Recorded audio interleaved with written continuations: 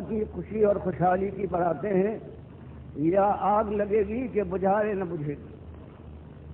فرمایا گیا وما خلقت الجن والانس الا لیعبدون، کہ دنیا میں آنے کے بعد یہ تم جانتے ہو کہ تمہارا کوئی حق نہیں تھا کہ تمہیں پیدا کیا گیا، اور پیدا کرنے والے نے تم کو یوں نہیں بھیجا ہے کہ اس کی دنیا سونی پڑی تھی تم جاؤ گے تب آباد ہوگی۔ اس نے تمہیں پیدا کیا، زندگی گزارنے کے سامان دیے، عقل و خرد سے نوازا، اور تمہارے سامنے کامیابی اور ناکامی کے دونوں راستے کھول کر بیان کر دیے۔ سب سے پہلے جو انسان اس دنیا میں آیا ہے اس کو پیغمبر بنا کر بھیجا تاکہ وہ خیر و شر سے واقف ہو۔ اس کے بعد انبیاء پر انبیاء آئے، کتابوں پر کتابیں اتاری گئیں، اور آخر میں یہ مہمن کتاب اللہ تعالیٰ کی قرآن کی شکل میں نازل فرما دی قیامت تک کے لیے، اور بتا دیا کہ مسئلہ ایک ہے، وہ ایمان کا مسئلہ ہے۔ جو اس کو حل کر دکھائے صحیح طریقے سے، اس کے تقاضے پورے کر دے، بس وہ اس دنیا میں بھی اللہ کی رحمت کا مستحق ہے، چاہے مالک اس کو آزمائش میں ڈالے، لیکن انجام کے لحاظ سے وہی کامیاب ہونے والا ہے اور وہی اپنی مراد کو پا جانے والا ہے۔ اور اللہ نے سارے انسانوں کو صرف ایک مقصد اور ایک امتحان کے لیے پیدا کیا ہے، اور وہ ہے الا لیعبدون، حصر کا یہ صیغہ ہے کہ کوئی اس کے علاوہ کوئی مقصد نہیں ہے سوائے یہ کہ اللہ کا بندہ مالک کا بندہ بن جائے، اس کے علاوہ کسی اور کی بندگی کی طرف رخ نہ کرے۔ تو توحید اصل، اور مالک کی فرما دیا یہ زمین اور آسمان قائم ہے یہ اسی توحید کے اوپر، اور جو آیا ہے اللہ کی طرف سے سب سے پہلے اس کو سنایا گیا کہ یہ مسئلہ تمہیں ساری دنیا کے سامنے واشگاف پہنچانا ہے، اور یہ مسئلہ ایسا ہے کہ اس راستے میں آپ کے سمندر حائل ہوتے ہیں،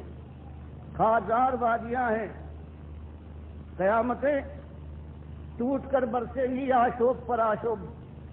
اس دنیا میں رونما ہوں گے، لیکن کام یہی ہے۔ فرمایا وما ارسلنا من قبلک من رسول الا نوحی الیہ انہ لا الہ الا انا فاعبدون،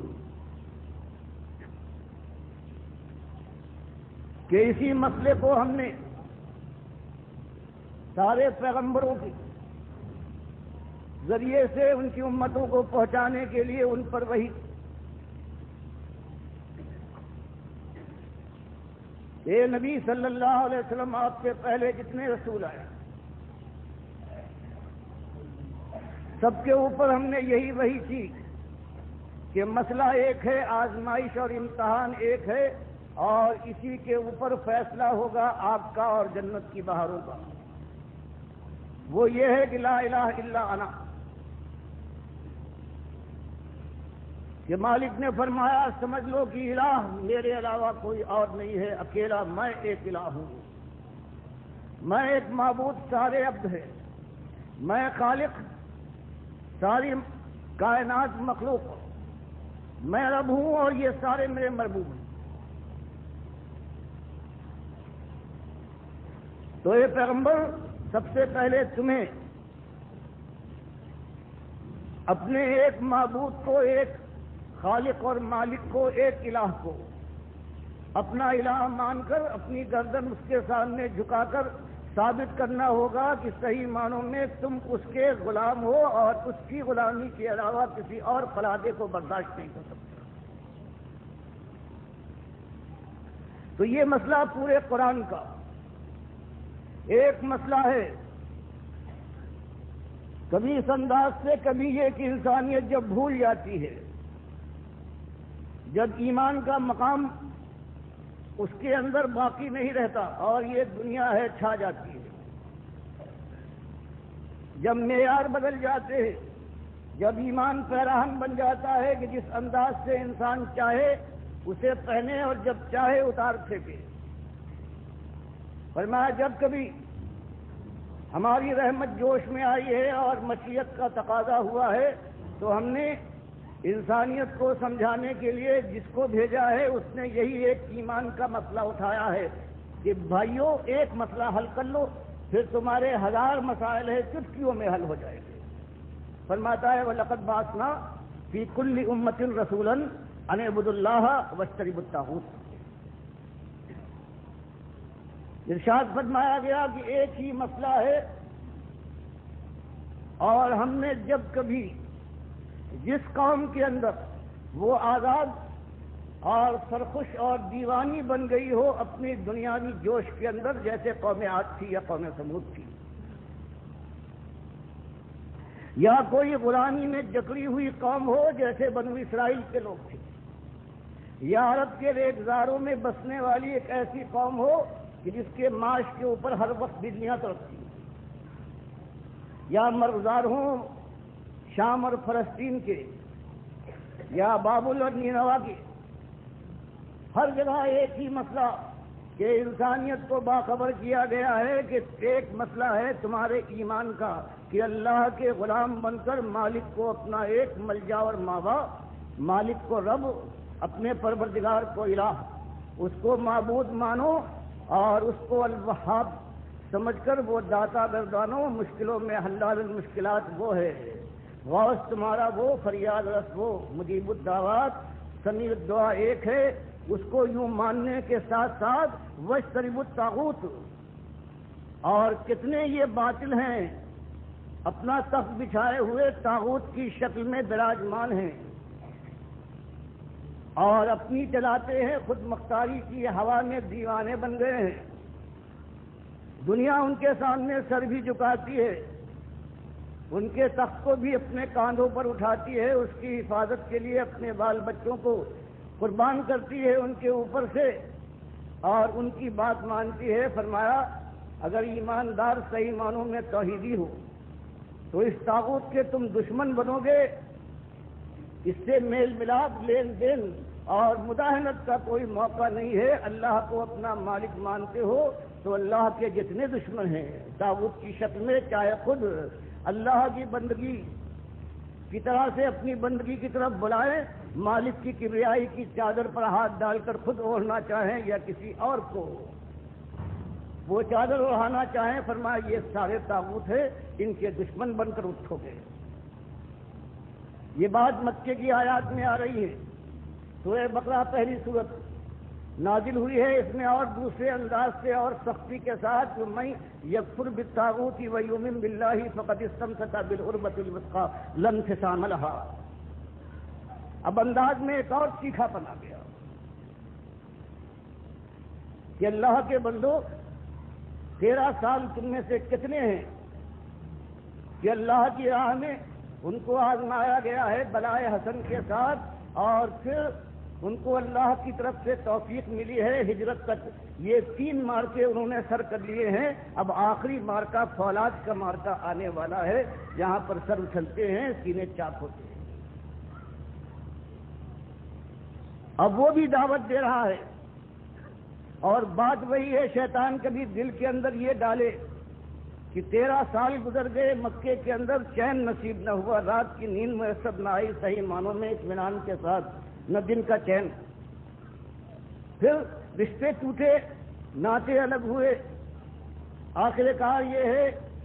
کہ شہر سے نکالے گئے معاش جاتا رہا اور اس کے بعد ماحول کی ساری یادیں تک فراموش کرنا پڑی. اگر شیطان دل میں یہ ڈالے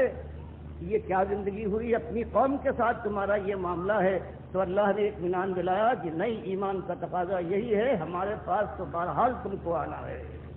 ہماری غیرت کا تقاضا تمہاری بندگی کا تقاضا یہ ہے کہ اس معاملے میں ذرہ برابر تمہاری کوئی کمی نہ ہونا چاہیے. اس لیے کفر کرو اس کا جو بھی اللہ کے خلاف جو ہے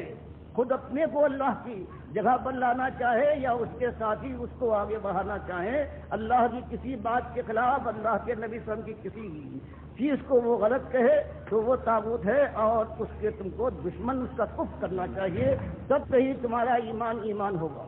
اور اگر کہیں تم نے ان طاغوت کے ساتھ کوئی رعایت کی تو اس کے بعد تم کافر ہو۔ سن لو، والذین کفروا اولیاءہم الطاغوت، جو اللہ کے خلاف بات کہنے والے، پرچار کرنے والے ہیں، ان کو اپنا ولی اور حامی اور ناصر اور رحمت اللہ علیہ اور امام بنائے۔ مالک فرماتا ہے یہ صرف کافر ہو سکتے ہیں کہ جو ایسے لوگوں کو اپنا اولیاء بنائے، اپنا ولی بنائے طاغوت کو۔ تو اس انداز سے مالک نے اس ایمان کی بات کو اس طرح سے کھول کر قرآن کے اندر بیان فرما دیا۔ ہر جگہ پر ایک ہی بات جگہ جگہ پر آ رہی، طاغوت کو 8 جگہ پر پروردگار نے مختلف انداز سے، جن کی پوجا ہو، جن کی پکارے ہوں، جو اللہ سے پھیر رہے ہوں، جو اللہ کی کتاب کے بغیر اپنی بات یا اپنے باپ دادا کی بات پر فیصلہ کرے، سب کے لیے اللہ نے فرمایا یہ طاغوت ہے۔ اللہ کے خلاف جو آواز بھی اٹھتی ہے یہ طاغوت کی آواز ہے، اور تم اس کے دشمن ہو۔ اور اسی ایمان کے مسئلے کو اللہ تعالیٰ نے پورے قرآن میں بیان فرمایا کہ جو آتا ہے ہماری طرف سے وہ ایک ہی بات اٹھاتا ہے کہ تمہارے 1000 مسائل صحیح، لیکن اصلی مسئلہ یہ ہے کہ بندگی کے اس رشتے کو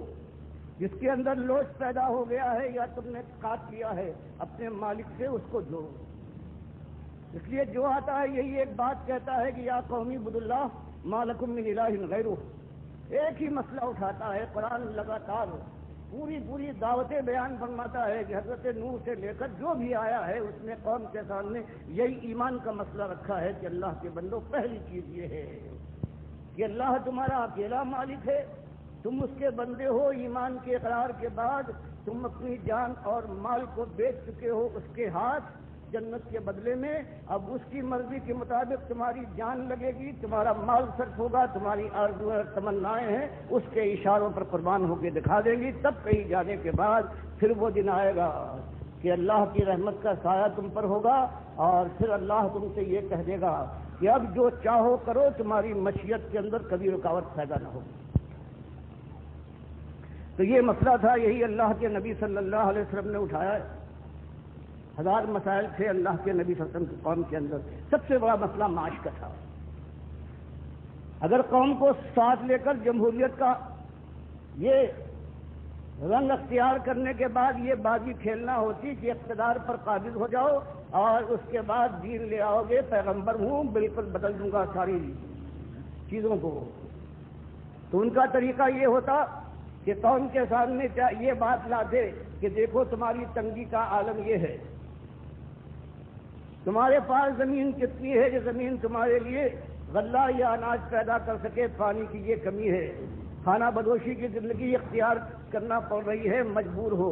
اور جو جن کے پاس کچھ تھوڑی دولت ہے وہ کمزور کو پیچھے ڈال رہے ہیں، ان کی آبرو کے دامن کو تار تار کرتے ہیں، اور جو چاہتے ہیں کر گزرتے ہیں۔ ہزاروں لاکھوں یہ غلام پھیلے ہوئے ہیں، نہ ان کی آبرو کی قیمت ہے، نہ ان کی جان کا۔ اور پھر سیاست کا رنگ دکھاتے کہ تم اپنے ملک کی حالت نہیں دیکھتے، کیسے کمزور، ناتما اور بے شرم ہو گئے ہو کہ شمال کے اوپر 3 معبودوں کے پوجنے والوں کا راج ہے، عیسائیوں نے تمہارے اپنے ملک کا حصہ ہتھیا لیا ہے۔ جنوب کے اندر یونان، یمن کے اندر حبشی عیسائیوں کی حکومت ہے، اور اسی طرح سے مشرق کے علاقے پر، بحرین کے علاقے پر یہ کسرا ہے، یہ دندنا رہا ہے، اس نے قبضہ کر لیا ہے۔ شرم کرو اور میرے ساتھ آؤ، آزادی بھی، ملک کی آزادی بھی ہے، معاشی تنگی بھی دور ہوگی۔ کوئی مسئلہ اٹھاتے قوم ان کے گرد جمع ہو کر اور اپنی جانوں کا قلعہ بنائے، لیکن اللہ کے حکم سے آپ جانتے تھے کہ مسئلہ ایک ہی ہے، ایمان کا مسئلہ اس دنیا میں سارے مسائل کو اسی ذریعے سے حل کیا جا سکتا ہے، اور اصلی مسئلہ ہے جہنم کی آگ سے بچنے کا، وہ اسی انداز سے حل ہو سکتا ہے۔ اسی لیے آپ نے اس بات کو اٹھایا ہے، اللہ نے جب حکم دیا ہے تو یہی مسئلہ اٹھا ہے، اور پہلے ہی دن جب اس کو عام کیا گیا ہے تو خود اپنا چچا ہے وہ سننے کے بعد کہتا ہے تبن لگا سائر یوم، کہ تم نے سارا دن خراب کر دیا، تیرے ہاتھ ٹوٹ جائے اپنے اس بھتیجے سے کہ جس کے ساتھ محبت کا یہ اس کا معاملہ تھا کہ جب سنا ہے اس نے کہ میرے بھائی عبداللہ کے گھر میں لڑکا پیدا ہوا ہے، حضرت سویبیہ کو اس خوشی میں آزاد کر دیا ہے، کہ تو اس کا یہ حال ہے کہ یہ مسئلہ جب ان کے سامنے آیا ہے وہ چیخ پڑا ہے۔ اور پھر منیب عدوی رضی اللہ تعالیٰ عنہ اپنا واقعہ بیان کرتے ہیں، بخاری تاریخ کبیر میں لائے ہیں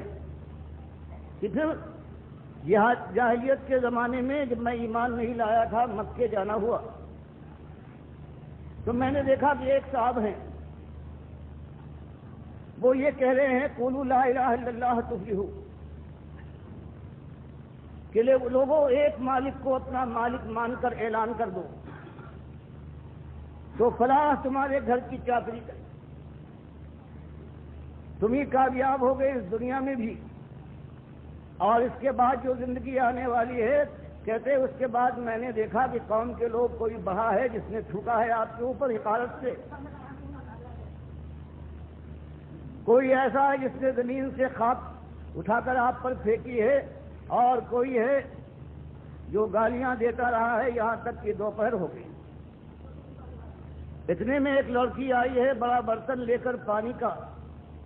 اور اس نے اس گندگی کو صاف کرنے کی کوشش کی ہے، تو یہ صاحب کہنے لگے کہ بیٹی غم نہ کرنا، مایوس نہ ہونا، تیرے باپ کو اللہ مغلوب نہ کرے گا اور اکیلا نہ چھوڑے گا۔ کہتے میں نے لوگوں سے پوچھا کہ یہ کون صاحب ہیں جن کے ساتھ یہ سلوک ہو رہا ہے، اور یہ لڑکی کون تھی؟ لوگوں نے بتایا یہ نئے دعوے دار ہیں رسالت کے، ان کا نام محمد ہے، عبداللہ کے بیٹے۔ میں نے کہا وہ لڑکی کون سی تھی جو برتن لے کر آئی تھی پانی کا؟ اس سے انہوں نے کہا تھا کہ بیٹی غم نہ کر، اللہ تیرے باپ کو اکیلا نہ چھوڑے گا۔ کہا یہ ان کی بیٹی زینب تھی۔ تو یہ بات آپ دیکھ رہے ہیں، یہی بات آپ نے اٹھائی ہے۔ اور پھر چاہے وہ منا کے جب اس زمانے میں کفار بھی حج اور عمرہ کرتے تھے،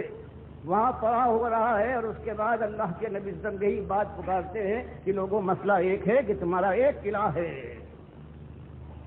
تو ابو جہل ہے، ابو لہب ہے کہ پیچھے سے پتھر لیے ہوئے پکارتا پھرتا ہے کہ دیکھنا اس کی بات نہ ماننا، یہ جھوٹا ہے، یہ تمہارے لات اور منات کے چہرے سے کھال اتارنا چاہتا ہے۔ تو صحابی جو بات کو ایمان لائے ہیں، کہتے میں نے پوچھا یہ کون صاحب ہیں جو یہ بات کہہ رہے ہیں؟ انہوں نے بتایا کہ یہ محمد ہے، عبداللہ کے بیٹے، انہوں نے رسالت کا دعویٰ کیا ہے۔ میں نے کہا یہ جو سرخ انگارہ بنا ہوا پیچھے جا رہا ہے یہ کون ہے؟ کہا یہ ان کا چچا ہے ابو لہب۔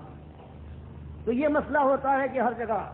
کئی بلال رضی اللہ تعالیٰ عنہ کے ساتھ سلوک ہو رہا ہے، کبھی خباب ابن عرب رضی اللہ تعالیٰ عنہ کو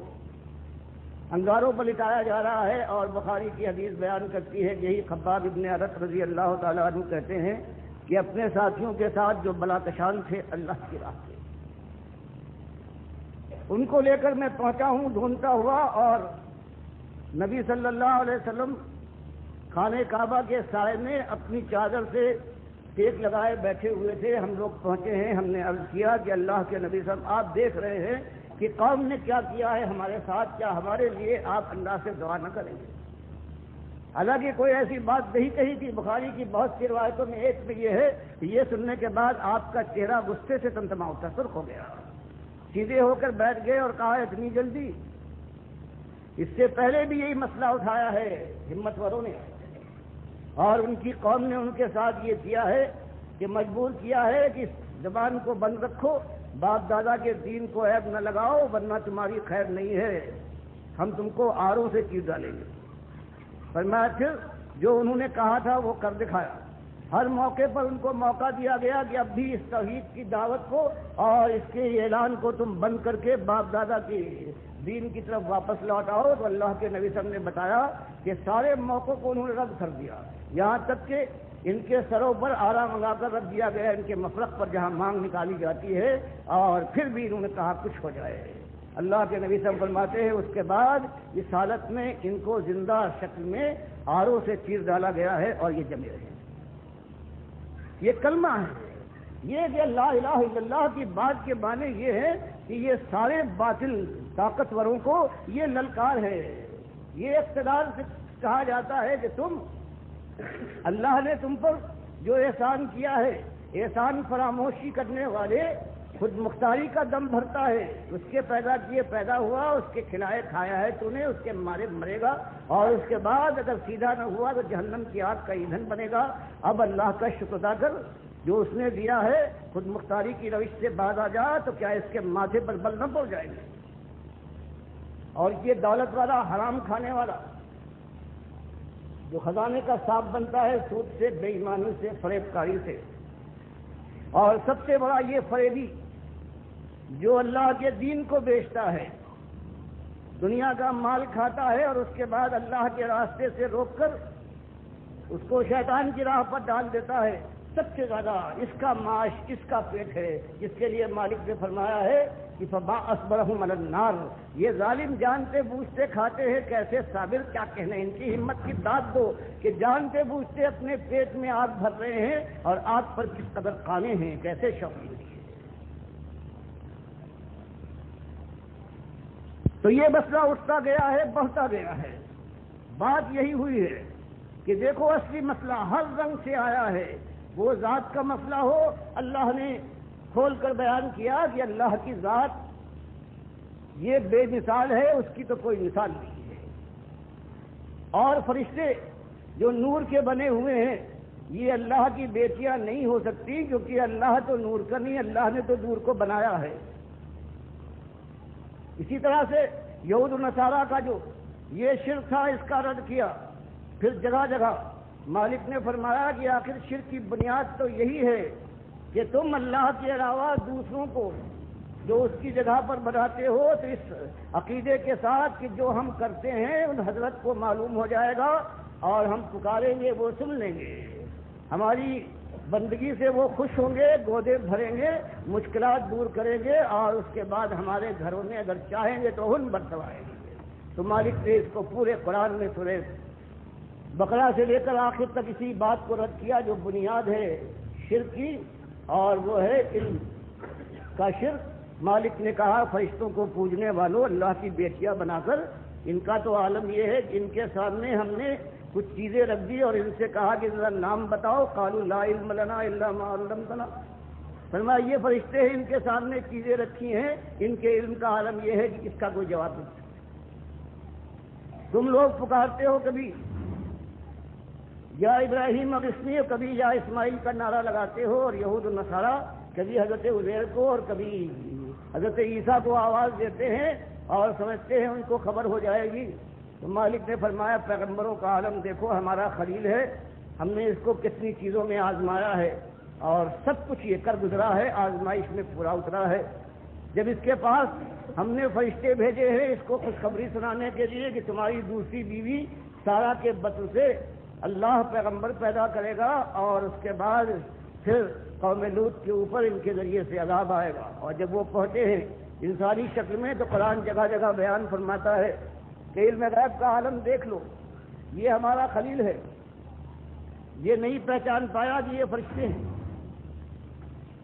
ان کو انسان سمجھا اور ان کی پذیرائی اور مہمان نوازی کے لیے کھانا تیار کیا، لے کے باہر آیا ہے، اور جب انہوں نے ہاتھ نہیں بڑھایا دل میں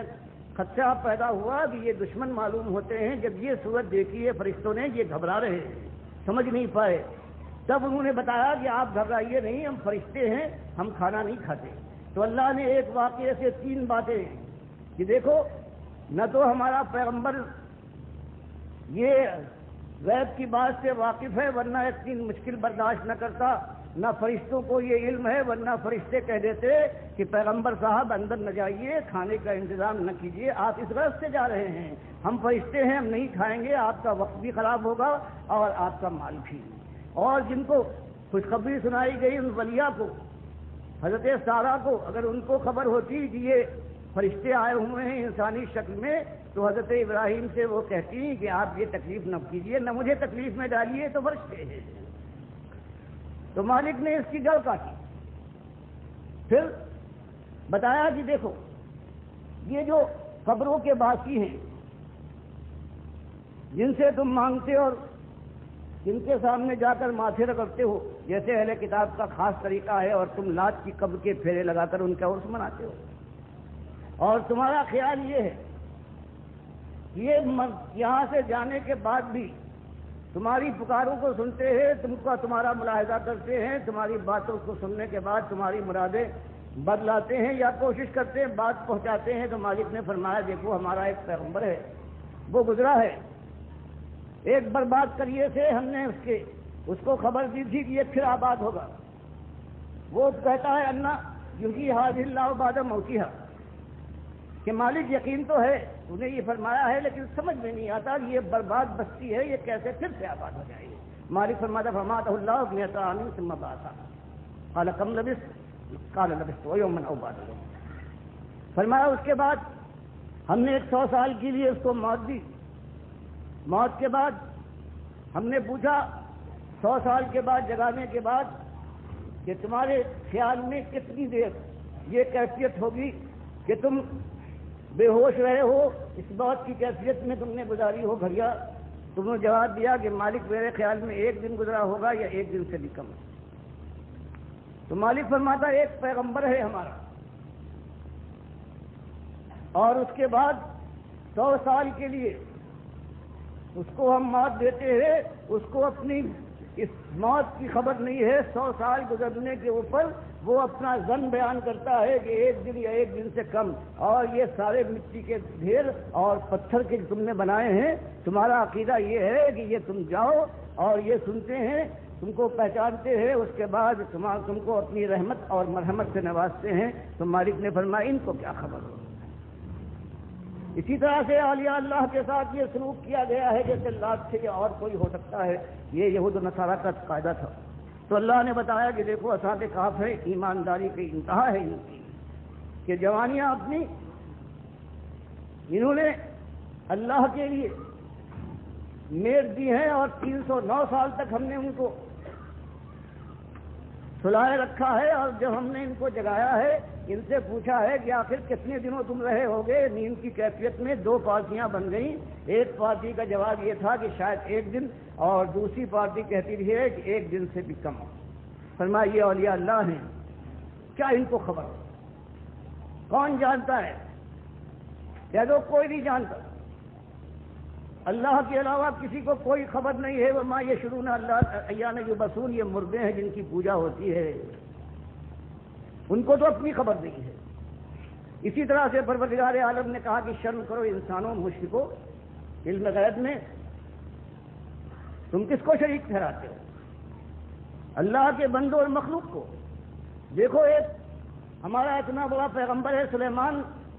کہ اس کی دعا بھی ہے، اور ہم نے دنیا کے لحاظ سے اتنی بڑی بادشاہی کسی کو نہیں دی۔ وہ جب جائزہ لیتا ہے اور پرندوں کی فوج میں اس کو ہدہد نظر نہیں آتا تو وہ نہیں جانتا ہے کہ بات کیا ہوئی۔ وہ کہتا ہے کہ اگر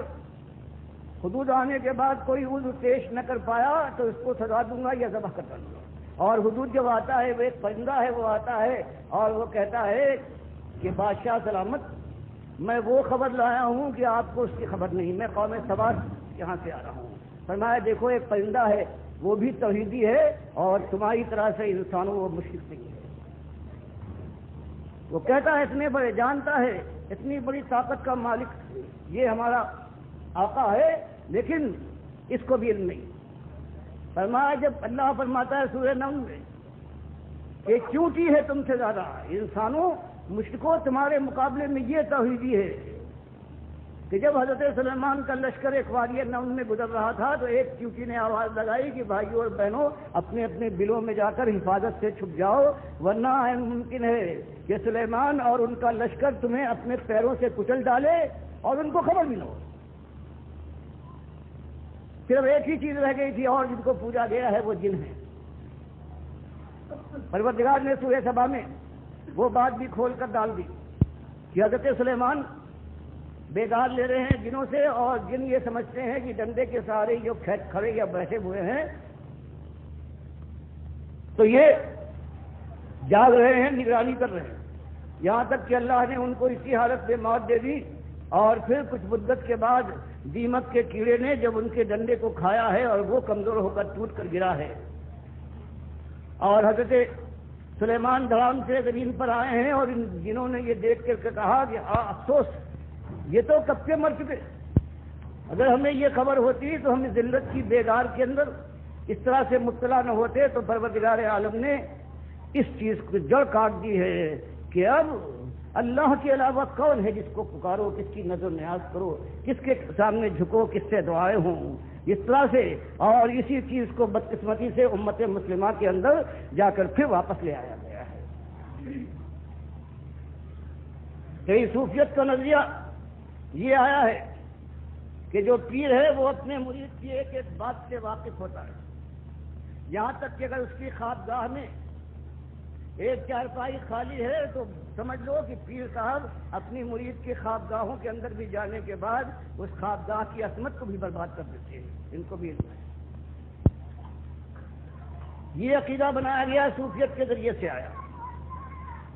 اور سب اللہ کی ذات کے ٹکڑے بنا دیے گئے وحدت الوجود کے نظریے کے ذریعے سے، اور جو ان کے بنانے والے تھے وہ رحمت اللہ علیہ کہلائے۔ ان کی پکاریں ہوئیں، ان کے کعبے نقلی بنائے گئے، ان کا حج ہونے لگا اور اس کے نام سے ان کا نام ہوا۔ کسی کو کہا یہ داتا اور وہاب ہے، دینے والا ہے، گودے بھرتا ہے۔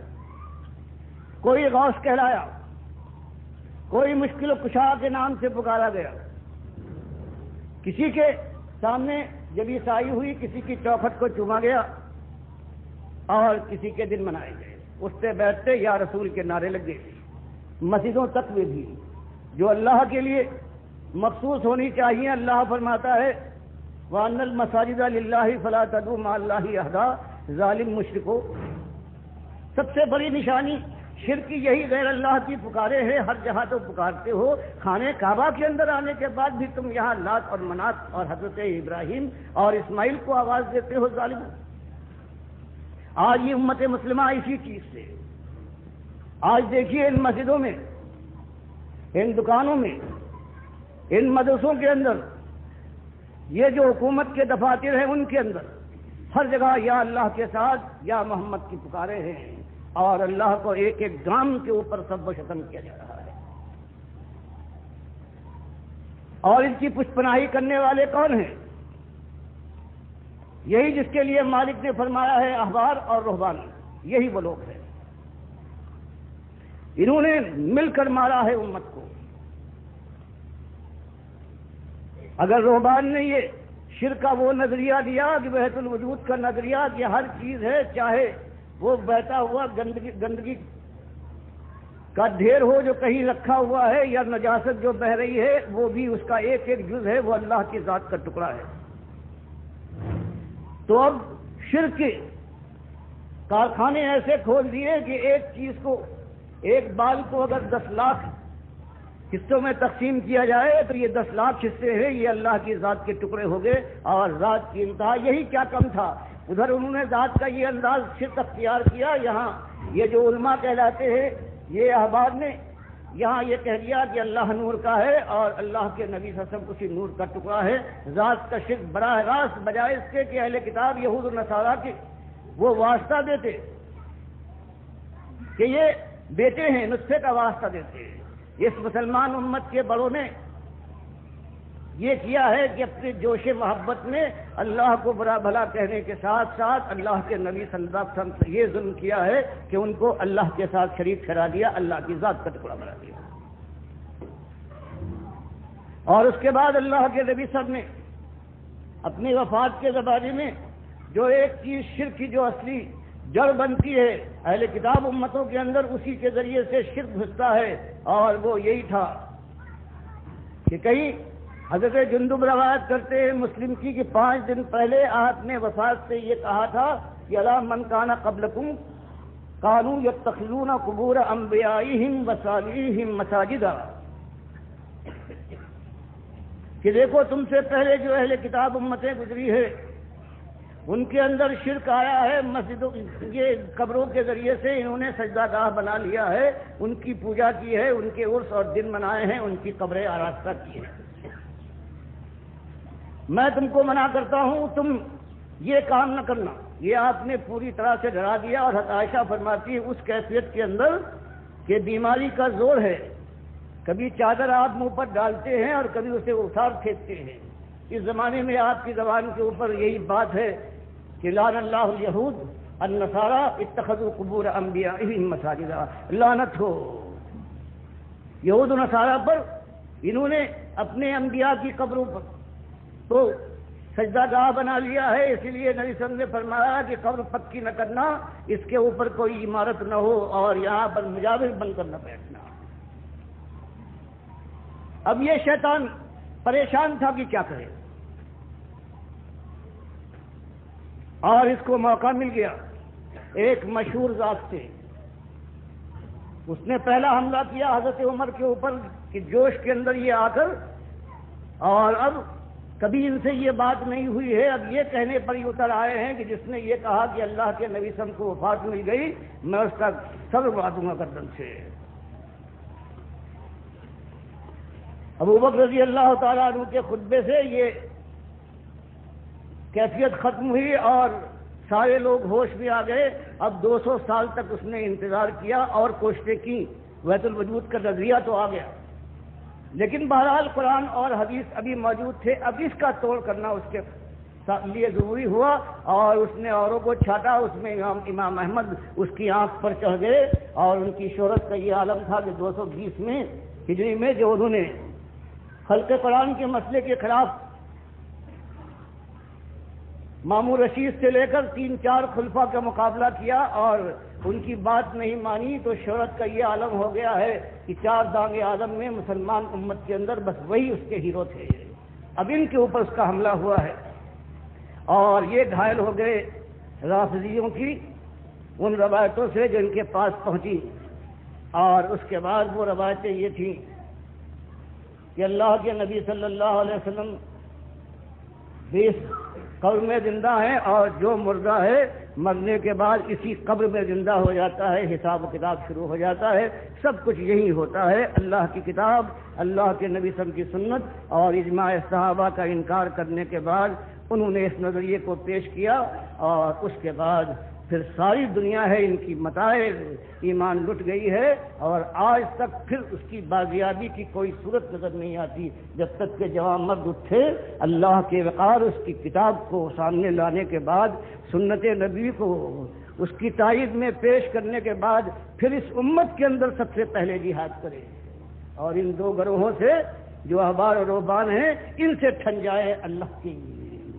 دی ہوئی توفیق سے۔ پھر کہیں جا کر یہ مسئلہ، یہ شرک کا مسئلہ جو قبروں کے ذریعے سے آیا ہے یا وحدت الوجود کے ذریعے سے، ان دونوں محاذ کے اوپر جوان مردوں کے لیے یہ موقع ہے۔ اگر یہ موقع ہاتھ سے چلا گیا، لوگ جانتے ہوئے ہمت کر کے نہ اٹھے، اپنے مالک کا کھانے کے بعد، نمک خوار بننے کے بعد نمک حلالی کی ہمت اپنے اندر پیدا نہ کی، تو اس کے بعد جہنم کی آگ وہ آگ ہے کہ مالک فرماتا ہے کلا انہا لظا، یہ بھڑکتی ہوئی شعلہ زن آگ ہے، نزاعۃ للشوا، یہ چہرے کی کھال کو جھلسا کر کھینچ لے کرے گی، لیکن موت نہ آئے۔ تو آج یہ مسئلہ ہے، اور اس کے لیے یہی چیز ہے کہ دونوں محاذ پر یہ دونوں نے ہم کو مل کے مارا ہے، دونوں ایک ہو گئے احبار و رہبان، اور ان کی بات ایسی چلی ہے کہ کوئی مسلک جو آج پایا جاتا ہے وہ ان کی ضبط سے نہ باہر ہے بلکہ پوری طرح سے گھائل ہے، ان کی آواز میں آواز ملا کر ان کی حمایت کر رہا ہے، جان قربان کر رہا ہے مسلک والا، اور ان دونوں باتوں پر جمع ہوا ہے کہ نہیں، شریعت کے علاوہ اور یہ طریقت ہے، حقیقت بھی ہوتی ہے، وحدت الوجود بھی صحیح ہے، اور یہ بھی کہ یہ مردہ ہے یہی سنتا ہے یہ قبر والا، اور اعمال اللہ کے علاوہ اور نبی صلی اللہ علیہ وسلم پر بھی پیش ہو سکتے ہیں درود و سلام کے، یہ کفر و شرک جو اللہ کے لیے گالی ہے۔ اپنے مالک کو گالی دینے کے بعد اگر کوئی امت یہ سمجھتی ہے کہ مالک اس کے اوپر رحمت کی شبنم برسائے گا اور انگارے نہ برسیں گے، تو یہ نادانی اگر نہیں ہے تو اس کے علاوہ نادانی کہاں ہوتی ہے، کس طرف سے گناہ ہوتی ہے۔ تو آج جو مسئلہ ہے وہ اس جوان مردی کے ساتھ اٹھنے کے بعد جب اللہ کے نبی صلی اللہ علیہ وسلم نے یہی آواز اٹھائی ہے کہ مقابلہ انتہائی شدید ہے، سارے وسائل ایک طرف نظر آتے ہیں، اب بتاؤ یہ ایسا خطرناک کام ہے کہ دنیا ہر طرف سے تاریخ نظر آتی ہے، صرف آخرت کا یقینی وعدہ ہے۔ اگر کوئی جماؤ کے ساتھ اٹھے تو اعلان جب کیا ہے تو کچھ سسکتے ہوئے جو معاشرے کے افراد تھے، بلال حبشی کی طرح سے، خباب ابن عدد یا خاندان یاسر کی طرح سے تھے، انہوں نے اقرار کیا ہے، اور لیکن جو اصلی اقرار کرنے والے تھے وہ خانوادے قریش کے جواں مرد، جواں سال لوگ تھے، گرم و سیال خون والے، جن کے لیے مالک نے قرآن میں فرمایا فما آمن لموسیٰ الا ذریۃ من قومہ، کہ جب موسیٰ علیہ السلام نے یہی بات اٹھائی ہے کہ فرعون کے مقابلے میں، مشرک کے مقابلے میں، طاغوت کے مقابلے میں کون میرا ساتھ دیتا ہے توحید کے راستے میں، تو مالک فرماتا ہے بڑے بڑے بنو اسرائیل کے حامی، دم بھرنے والے، بڑے بڑے بوڑھے، سفید داڑھیوں والے اور بہت کچھ سمجھے جانے والے، سب کی ہمتیں جواب دے گئی، سوائے چند جوان تھے ذریہ کی، انہوں نے کہا کہ اللہ کے راستے میں ہم آپ کے حامی و ناصر ہیں، گلے گلے پانی دیکھ لیں گے، کچھ کر جائے، اللہ ہمارا مالک ہے۔ تب مکے کی زمین سے پھر اللہ تعالیٰ کے بندے اٹھے ہیں، کہیں مصعب بن عمیر وہ شہزادہ اٹھا ہے کہ جس سے زیادہ آرام و آسائش میں، جاہلیت کی جوانی میں کوئی اور اس کی مثال نہیں ہے قریش مکہ کے شہزادوں میں۔ اور آج جو میں نے اس کا ذکر کرنا چاہتا ہوں وہ عتبہ ابن ربیعہ، جو قریش مکہ کا سردار بن کر آیا ہے بدر کی جنگ میں، اس کا مقام آپ پہچان سکتے ہیں کہ ابو جہل بھی اس کے نیچے تھا۔ ان کے بیٹے ہیں ابو حذیفہ ابن عتبہ، ان کی بیوی ہیں سہلہ بنت سہیل ابن عمرو، جو صلح حدیبیہ میں قریش مکہ کے نمائندے بن کر آئے تھے، جو خطیب قریش تھے، ان کی بیٹی تھی، ان کے نکاح۔ باپ پورا گھر ہے، وہ شرک کی گود میں پلا ہوا اور شرک کے اوپر اپنی جان قربان کرتا ہے۔ یہ میاں اور بیوی ہے، ایمان لائے ہیں، اور پھر ہمارا اور ہماری قوم کا ایمان نہیں تھا کہ موقع موقع سے ظاہر ہوتا ہے، اور جہاں دیکھتے ہیں کہ چوٹ پڑ سکتی ہے وہاں پر یہ ایمان دب جاتا ہے کونے کھڈروں میں۔ ان کا عالم یہ ہے کہ عیش کے ساتھ زندگی گزار رہے ہیں، لیکن گھر کے اندر انہوں نے ہنگامہ برپا کر دیا ہے۔ یہی ایمان اور شرک کی بات ہے، ہر طرف یہ ہے، یہاں تک کہ ان کی گودیں ہیں جو انگارہ بن، ہر طرح سے وہ سمجھاتے ہیں، ڈراتے ہیں، سارے اپنے احسان یاد دلاتے ہیں، لیکن یہ کہتے کچھ بھی ہو جائے۔ یہاں تک کہ ابھی دو سال گزرے ہیں اعلان کے بعد کہ زمین مکے کی ان کے لیے اتنی تنگ ہو جاتی ہے کہ اللہ تعالیٰ ان سے کہتا ہے کہ ایمان کے لیے اب تیسری بازی، تم ایمان لائے، عمل صالح سے تم نے ثابت کیا، دعوت حق دی، اور اب ہجرت کا مقام یہ تیسرا مرحلہ ہے، یہ تمہارے سامنے آ گیا ہے۔ اس سے پہلے بھی پروردگار عالم نے اصحاب کہف کا ذکر فرما کے بتایا کہ ایمان کے راستے میں تم آج پہلے لوگ نہیں ہو، تم سے پہلے لوگ گزرے ہیں، تمہارے انداز کے ایسی گودوں سے وہ ابھرے تھے جو سونے چاندی سے بھری ہوئی تھی، لیکن ایمان کے بعد انہوں نے جوانی کی تمناؤں کا گلا گھونٹ دیا اور جا کر پہاڑوں کی غاروں میں جا کے پناہ لی۔ اب یہ کیا بات ہے؟ یا عبادی الذین آمنوا ان ارضی واسعہ فإیایا فاعبدون۔ اب اگر یہ ہے ایمان کا تقاضا یہ ہے تو جوان مردوں چھوڑو قریش کی محلات کو، چھوڑو یہ سونے چاندی کی ذیل پیل پر تھوکو اور ایمان کے لیے حبش کی طرف ہجرت کر جاؤ، میری زمین بہت وسیع ہے۔ بات یاد رکھنا کہ ایک مسئلہ ہے فإیایا فاعبدون، یہ بندگی اور غلامی کے معاملے میں صرف میری ایک ذات ہے، کسی اور کو حق نہیں۔ توحید سے ذرہ برابر کوئی انحراف کا موقع نہ ہونا چاہیے، ورنہ الیہ مرجعکم، ورنہ جاؤ گے کہاں؟ سب کچھ تم نے کر لیا ہے۔ ایک موقع پر آخری سانس اکھڑنے سے پہلے اگر کہیں ایک موقع پر تم نے کمی دکھائی تو میرے پاس آؤ گے، سارے کارنامے حیات کے اوپر میں سیاہی پھروا کر تمہیں جہنم کی آگ کا نظر کروں گا۔ تو اللہ کے یہ بندے ہیں، ہجرت کرتے ہیں، واپس آتے ہیں، میاں بیوی دونوں اپنے 90 ساتھیوں 95 ساتھیوں کے ساتھ، جن کی اکثریت ہے قریش مکہ کے شہزادے ہیں، شہزادیاں ہیں جنہوں نے ہجرت کی ہے۔ ایک دو عامر ابن فہیرہ رضی اللہ تعالیٰ عنہ کے علاوہ کوئی ان بلا کشان جو غریب اور غلام اور لونیوں کے زمرے سے تھے ان کے اندر کوئی نہیں ہجرت کر پائے، یہی ہیں جو گئے ہیں اور پھر یہ واپس آئے ہیں۔ دوسری ہجرت کی ہے مدینے کی طرف، اور پھر بدر کے میدان میں جب ان کا باپ آیا ہے ان کے سامنے اور للکارا ہے اس نے کہ بھیجو میرے مقابلے کے اوپر تو سب سے پہلے ان کے بیٹے بڑھے ہیں ابو حذیفہ ابن عتبہ کہ میرے باپ نے للکارا ہے اللہ کے نبی صلی اللہ علیہ وسلم، آپ مجھے اجازت دیجیے اس بات کے مقابلے میں آگے پیش قدمی کروں۔ اللہ کے نبی صلی اللہ علیہ وسلم نے منع فرما دیا، لیکن ان کا جذبہ دیکھنے کے لائق ہے کہ ایمان کے لیے جب یہ معاملہ ہو جائے کہ باپ بھی ہے میدان میں اتر آیا ہے۔ اس سے پہلے تک تو یہ تھا کہ چلو صرف شرک اور کفر کے معاملے میں باپ کی بات نہیں ماننا ہے لیکن اور ان کی خدمت کرنا ہے، لیکن جب اس طرح سے وہ میدان جنگ میں پھان پڑے تو اس کے بعد پھر اب کوئی معاملہ نہیں ہے۔ جس طرح سے عبد الرحمن جو حضرت ابو بکر کے بیٹے ہیں، جب اس بدر میں اپنے باپ کے خلاف آئے ہیں، لیکن بات کو ایمان لانے کے بعد ایک دن اپنے والد سے یہ کہنے لگے کہ بابا بدر کے مارکے میں بالکل آپ میرے وار کے سامنے تھے، لیکن میں نے کہا باپ پر کیا بات کروں۔ فرمایا بیٹے تمہاری بات اور ہے، لیکن خدا کی قسم اگر تم کہیں اس وقت میرے سامنے ہو گئے آگے ہوتے تو میں تم کو جانے نہیں دیتا اللہ کے معاملے میں۔ تو یہ پہلی بات آپ نے دیکھی ہے کہ جان لگائی ہے، جوانی نہیں بلکہ جوانی کی ساری امنگوں کا جو دنیا سے وابستہ ہوا کرتی ہے، اس شہزادے نے اپنی بیوی کے ساتھ اس پر لات ماری ہے ایمان اور آخرت کے لیے۔ اور اس کے بعد پھر اس کا حال یہ ہے کہ سارے مارکوں میں شامل ہے، اور یہاں تک کہ بخاری روایت کرتے ہیں کہ سالم مولا ہے، ایک ایرانی سالم جن کا نام ہے، جن کے لیے اللہ کے نبی صلی اللہ علیہ وسلم نے دوسرے نمبر پر بخاری مسلم کی حدیث میں کہا ہے استقروا القرآن من اربع، اور پہلا نام لیا ہے عبداللہ ابن مسعود رضی اللہ تعالیٰ عنہ کا، اور دوسرا نام لیا ہے ان سے سیکھو اس ایرانی کا، یہ غلام تھا اس کا نام سالم ہے مولا ابو حذیفہ۔ تو یہی ابو حذیفہ رضی اللہ تعالیٰ عنہ ہیں، ان کو اس کو تعلیم دی ہے اور تعلیم دینے کے بعد آزاد کیا ہے، اور پھر اس کی قرآن دانی کا یہ عالم ہے۔ اور بخاری روایت کرتے ہیں پھر اپنی بھتیجی کے ساتھ ایرانی آزاد کردہ غلام کی شادی کی ہے، قریش مکہ کا سردار کی اپنی بھتیجی کے ساتھ یہ کیا ہے۔ یہ ایمان جو تبدیلی پیدا کی تھی وہ ہے۔ اور پھر ابو داؤد وغیرہ کی روایت آتی ہے کہ جب یہ آیتیں اتری، جب محرمات کا ذکر ہوا تو سہلہ بنت سہیل رضی اللہ تعالیٰ عنہ نے جو ان کی اہلیہ محترمہ تھیں، انہوں نے آ کر اللہ کے نبی صلی اللہ علیہ وسلم سے اپنی ایک مشکل بیان کی کہ سالم میری گودوں کا پالا ہوا تھا،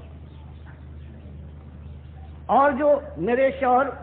ابو حذیفہ کا ان سے تعلق ہے یہ بھی آپ کو معلوم ہے، لیکن قرآن کی یہ آیتیں اتری ہیں اور سالم اس میں نہیں آتا جو میرے محرم ہیں۔ اب میرے شوہر جو دیکھتے ہیں تو ان کی آنکھوں میں میں تغیر پاتا ہوں کہ جب اللہ نے اس کو محرم نہیں بنایا ہے اور اللہ کے نبی صاحب میرا بچہ ہے، بالکل میں نے اس کو گودوں میں کھلایا ہے، اب کیا کروں، میرے دل پر ماں کی طرح سے مجھ پر ممتا کی چوٹ پڑ رہی ہے، میں کیا کروں۔ تب نبی صاحب نے ان کو ایک خاص حکم دیا ہے کہ ان کے دل سے اور اللہ کی جو بات کے اندر جو جوش آتا ہے ان کو اطمینان دلانے اور شان کرنے کے لیے تمہارے لیے خاص چیز ہے کہ اس جوانی کے عالم میں ان کو سالم کو دودھ پلا دو، اس طرح سے جو ان کا غصہ ہے وہ رفع ہو جائے گا۔ تو انہوں نے یہ کیا، اسی لیے ہر جگہ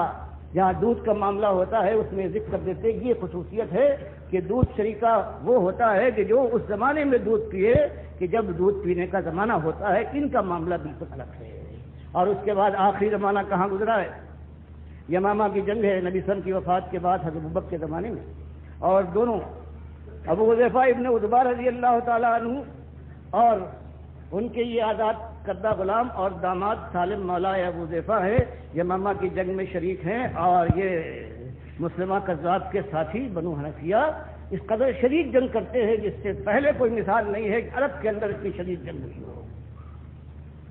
کبھی ایسا ہوتا ہے کہ مسلمان مجاہدین پیچھے ہٹنے لگتے ہیں، اور یہ سردار ہیں ایک دستے کے حضرت ابو حذیفہ ابن عتبہ، یہ دیکھنے کے بعد چیختے ہیں اور کہتے ہیں ہم تو نبی صلی اللہ علیہ وسلم کے زمانے میں اس طرح سے جنگ نہیں کرتے تھے کہ پیچھے بھی ہٹ جائیں، ذرا کھود کر کھڑے ہو گئے اور آواز دی کہ اللہ کے بندو اللہ کی راہ میں آخری بازی کھیلو، یہاں تک کہ وہ بازی یہ اور تو چاہے نہ کھیل پائے ہوں لیکن ان کا عالم یہ ہو گیا کہ یہ شہید ہو کر زخمی ہو کر گرے ہیں، لیکن جھنڈا ان کے آزاد کردہ غلام حضرت سالم نے اٹھا لیا۔ ایک مجاہد کی زبان سے بے ساختہ نکل گیا کہ سالم اس خیال سے کہ تم آزاد کردہ غلام ہو،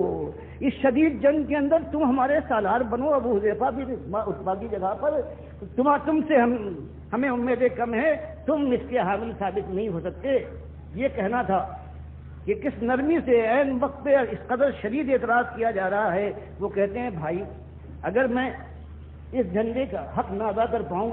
تو اس کے بعد اللہ کے نبی صاحب نے میرے متعلق تو کہا ہے میں حامل قرآن ہوں، اور حامل قرآن اور وہ کوئی کمزوری دکھا جائے؟ غرض جنگ ہوئی اور اللہ نے فتح دی ہے، مسلمہ کذاب مارا گیا ہے، اور خبر دی گئی ہے ان کو کہ سالم اللہ نے کامیابی دی۔ وحشی نے جو ان کے اوپر حضرت حمزہ کا جو الزام تھا شہادت کا، وہ آج اس کا بدلہ اتار دیا اور مسلمہ کذاب کو جہنم واسی کروا دیا ہے۔ خوش ہو جاؤ۔ انہوں نے پوچھا کہ میرے آقا کا کیا ہوا؟ جو زخمی ہو کر گرے تھے لوگوں نے کہا وہ شہید ہو گئے۔ پھر پوچھتے ہیں کہ وہ میرے بھائی جس نے مجھ پر اعتراض کیا تھا کہ تم اس لائق نہیں ہو، اس کا کیا بنا؟ بتایا گیا کہ وہ بھی شہید ہو گیا۔ تو جواب ہی دیتے ہیں، جذبات کا یہ عالم ہے، کہتے ہیں کہ پھر اگر یہ ہوا تو میں بھی انشاءاللہ شہید ہونے والا ہوں، ان دونوں کے درمیان مجھے دفن کرنا۔ یہ ایک جذباتی معاملہ ہے، جیسے حضرت عمر نے جوش میں آ کر یہی جذبات پہ کہا کہ میری خواہش یہ ہے کہ نبی صلی اللہ علیہ وسلم کے ساتھ دفن ہوں، اور اس سے پہلے خواہش کر چکی تھی حضرت عائشہ، حالانکہ اس دن انہوں نے اثار کیا۔ تو یہ جذبات کے معاملے میں تو یہ ایک زندگی ہے، یہ زمانہ گزرا ہے، اور تاریخ اس پر گواہ ہے کہ یہ ایمان کا دور گزرا ہے، توحید کا دور گزرا ہے، طاغوت کا دشمن دور گزرا ہے، اور شرک کے پیچھے جان اور مال کی قربانی دے کر اس کا قلع کما کرنے کے لیے وہ دور گزرا ہے۔ اسی ایمان کے لیے اسی قرآن نے رہنمائی کی ہے، اسی سنت نے راہ دکھائی ہے۔ جوان مردوں نے تلواروں کی چھاؤں کے اوپر اللہ کی راہ میں سبقت کی ہے، اور جب کوئی نیزہ ان کے سینے کو پار کر کے نکل گیا ہے تو انہوں نے آواز لگائی ہے خوشی سے بے قابو ہو کر کہ اللہ اکبر فزت ورب الکعبہ۔ تو یہ ایک انداز ہے۔ آج بھی ایمان کی پکار تو یہی ہے۔ یہ اور بات ہے کہ اللہ توفیق دے تو ہر سب کچھ ہو سکتا ہے، لیکن ایمان کا معاملہ یہ ہے کہ اگر اللہ دل میں پوری طرح سے ایمان خالص اتار دے تو پھر سیرتوں میں ایک انقلاب عظیم پیدا ہو جائے گا۔ وہی جو شرابیں پینے والے حضرت عبید نے کعب کا یہ عالم تھا، یہ ابو طلحہ انصاری یہ وہ تھے کہ راتوں کو آ جائے اگر جام و صبح سے کھیلنے کے لیے صبح کر دیتے تھے، لیکن اس کے بعد جب ایمان لائے ہیں تو شیروں کے شیر ہیں، اللہ کی راہ میں اپنی جان کا تحفہ لیے ہوئے مشرق اور مغرب میں دوڑے جا رہے ہیں۔ 80 برس کا سن ہو گیا ہے، اور پھر کہتے ہیں یہ غزوہ ہو رہا ہے سمندری غزوہ۔ اللہ کے نبی صلی اللہ علیہ وسلم نے فرمایا ہے جس کے شرکا میں سارے جو ہیں اللہ نے واجب کر دیا ہے جنت کو۔ امیر معاویہ جا رہے ہیں، میں بھی جاؤں گا، گھر والے روکتے رہے کہ 80-90 برس کا سن ہے، ہر مارکے میں تو شریک تھے، اور اب اس قابل بھی نہیں ہے، سب کو ڈانٹ ڈپٹ کر بدر و احد کا سرما ہے، اس کو کیا کوئی روک پاتا؟ جہاز کے اوپر سوار ہوئے ہیں، اور راستے ہی میں اللہ کے نبی صلی اللہ علیہ وسلم نے فرمایا ہے اگر جہاد کے ارادے سے کوئی نکلے اور راستے میں بخار بھی آ جائے اور وفات پا جائے تو وہ شہید ہوگا۔ تو اس طرح سے آرزو ہے، ایک چیز ہے کہ دل میں یہ بات ٹھک جائے کہ کامیابی وہ کامیابی ہے کہ جو جہنم کی آگ سے بچ کر جنت میں اپنی جگہ بنا دے، اس کے علاوہ کوئی کامیابی نہیں، اور یہ حاصل ہوتی ہے ایمان خالص کے ساتھ۔ اس کی پہلی چیز ہے کہ توحید مانی جائے، شرک کے ساتھ بدترین دشمنی ہو، سنت کا جامہ پہن لیا جائے، ہر بدعت پر تھوکنا بھی گوارا نہ ہو، اور دنیا کی بجائے آخرت پر نگاہ کر جائے، اور پکارا جائے کہ ہار و جیت کا دن آج نہیں، ہار و جیت کا دن آنے والا ہے۔ سب کہیں جانے کے بعد یہ ساری دنیا کی مشکلات ہیں، اللہ کے دین کے خلاف سارے یکجا ہیں۔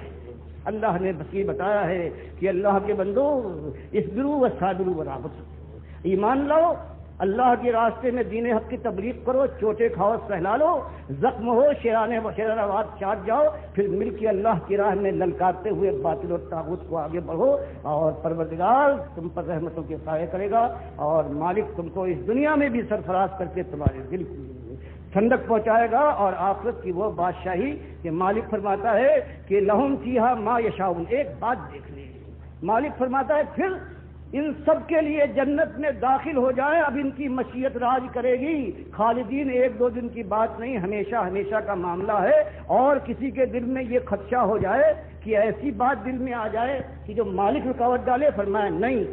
کان علی ربک وعدا مسئولا، مالک تم سے وعدہ کرتا ہے کہ اگر کوئی تمہاری آرزو، تمہارا حکم، تمہاری مشیت جو تم چاہو نہ ہو تو مالک حق دیتا ہے کہ مالک کو وعدہ یاد دلاؤ کہ پروردگار تم نے یہ وعدہ کیا تھا اور وعدہ پورا نہیں ہوا۔ یہ تو یہ آ گیا جو چاہو گے، اور اس کے بعد سورہ قاف میں مالک اس سے بڑھ کر بیان فرماتا ہے کہ لہم فیہا وہاں لہم ما یشاؤون فیہا ولدینا مزید، فرمایا جو تمہاری مشیت ہو تو مل ہی جائے گا، اور جو تمہاری مشیت تمہارے ذہن و خیال میں نہ آئے وہ ہم اپنی طرف سے مزید دیں گے۔ اسی لیے اللہ کے نبی صلی اللہ علیہ وسلم نے فرمایا کہ مالک فرماتا ہے عادت العباد الصالحین ما لا عین رات ولا اذن سمعت ولا خطر علی قلب بشر،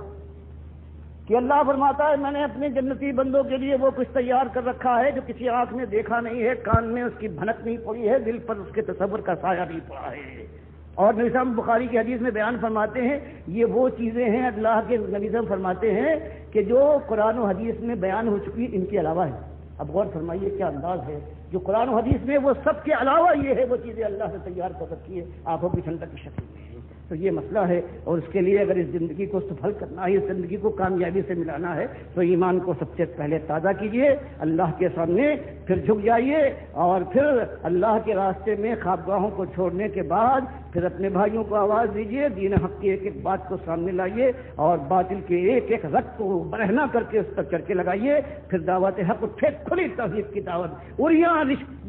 شرک کو ختم کرنے کے لیے پھر اللہ تعالیٰ آزمائش میں ڈالے گا۔ مالک فرماتا ہے انبیاء تفسیر پڑے ہیں، رسولوں پکار اٹھے ہیں کہ متی نصر اللہ، فرمایا لیکن ہم ساتھ چھوڑنے والے نہیں ہیں، ایک حد تک آزمانے کے بعد ہم بلائے حسن سے کامیاب کریں گے۔ تو یہ آپ کے سامنے بھی ایمان کا یہی تقاضا ہے، یہی میرے سامنے ہے، آئیے کہ لا تجدید کریں، لا الہ الا اللہ محمد رسول اللہ سمجھیں، اور ان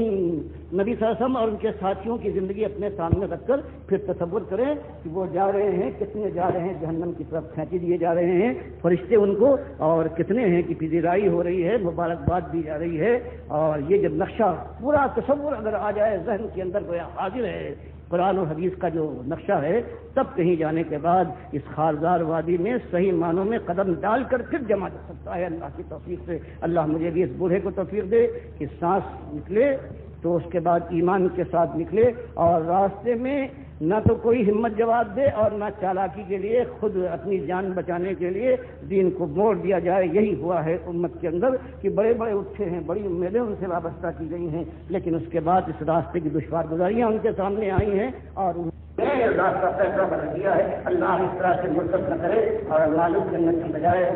جہنم کی طرف ہے۔ اللہ تعالیٰ مالک ایک